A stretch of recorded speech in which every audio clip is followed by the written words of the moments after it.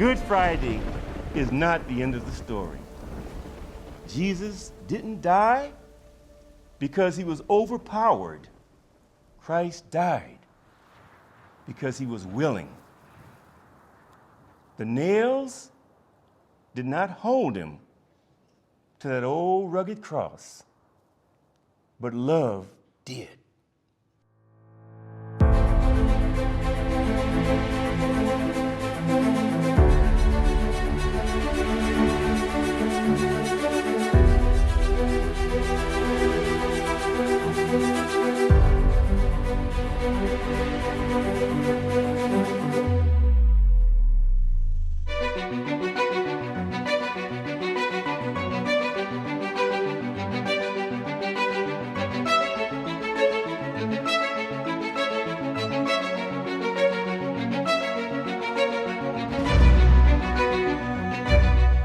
Good evening, Pikes Peak MCC, and to the amazing Soul Purpose Labs.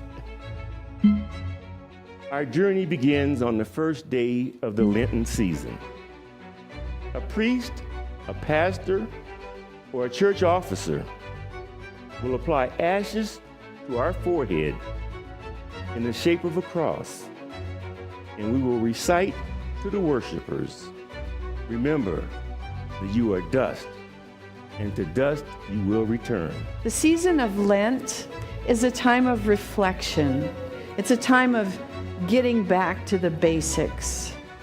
We feel the ground shifting under our feet, but it doesn't always feel safe to talk about it. So, like Nicodemus, we wait and we ask our questions in the dark. Where maybe we won't be heard, scrutinized. Maybe we won't be seen or taken to task for our views.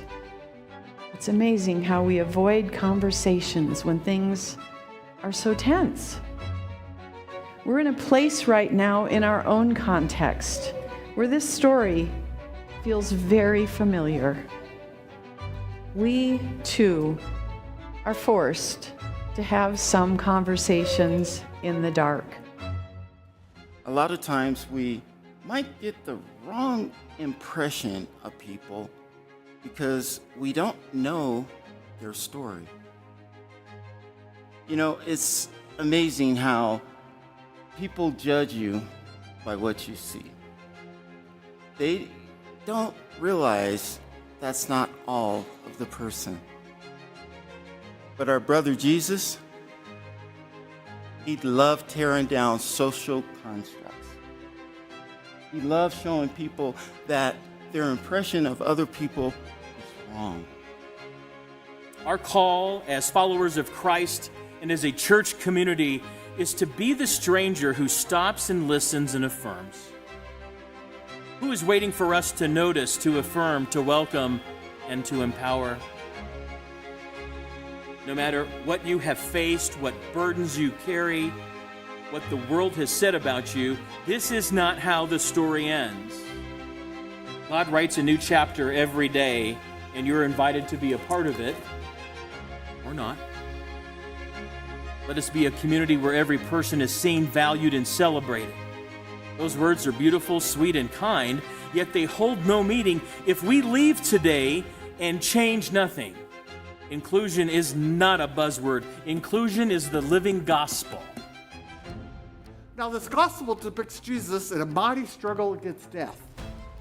He came to give sight to the blind, freedom to the captives, liberation to the oppressed, good news to the poor. And in each of these ideas, he called people to a fullness of life. Not just life, a fullness of life and victory over the powers of death and darkness. Hosanna means save us now. The palms were a protest, an act of defiance. Jesus lived as his true and full self. He celebrated that joyously and courageously, regardless of the consequences. It's a bold, and courageous way to live. It was also a public statement of who he was. The people shouted, "Save us now!" And they were visible. We want to take a moment right now to embrace that visibility. I believe that being gay, bisexual, lesbian, transgender, or all of the above is not a sin in the eyes of God. But I believe what is a sin is not loving our neighbor as ourselves. Unconditional love for all people. Friends, the cross isn't out of place. Something that occurred in history only on the very first Good Friday. We heard the words of Christ. Did not the Messiah have to suffer these things and then enter his glory? Christ dies. He must die. And we all agree on three things. One, that we are mortal.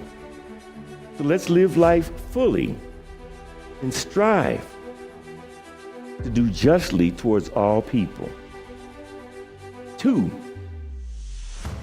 that we've all done wrong and we all need to turn to God daily. And three, always remember you are loved, so walk in hope. This is not how the story ends. I want to encourage everyone to let this Lent season be a journey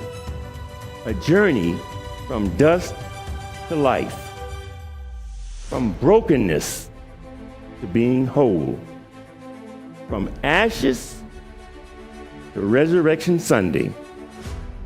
What appeared to many as defeat was victory for all humanity.